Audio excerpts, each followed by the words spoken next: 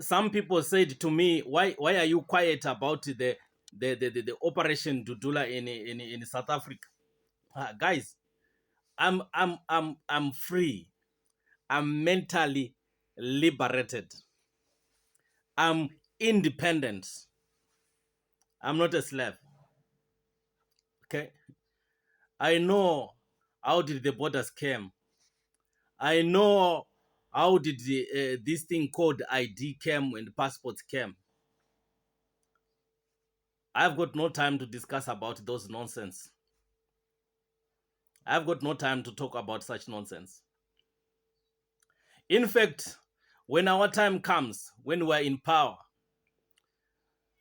if somebody comes from Ghana, as long as this person is a black person, the ID of this person automatically tells me that he's an African.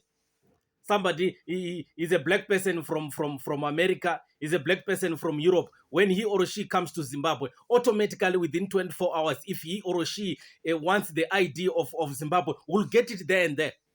No any black person will be deported. No any black person must be deported in Africa. Deported to where? When we're in power, automatically there is no this thing that such a person has to go through 4 to 5 years to get a citizenship. The requirements of critical skills. This person must have a visa. I don't have time for that nonsense. I'm not a slave. I'm an independent, mentally independent person.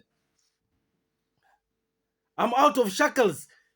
Physically and mentally, I'm free. Africa is for the black people. Where do they belong? Where must they go? The cause of mass migration of our people, it's because of imperialism that creates some problems in this country, so that people start to run away to the other country.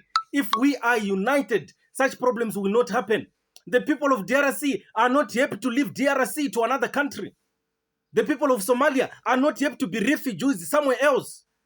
We must focus on the cause of the problem. The people of Zimbabwe are not happy to leave Zimbabwe somewhere else. They're not happy.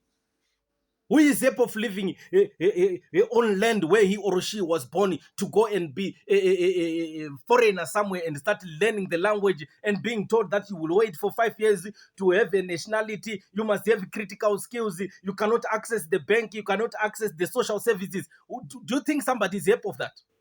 Do you think there are people who just want to leave their home going somewhere else? In Africa. In fact, when that time comes, when we are in power, automatically any black person who comes to Zimbabwe will have an ID there and there. If you want to stay, you want to leave, it's up to him or her.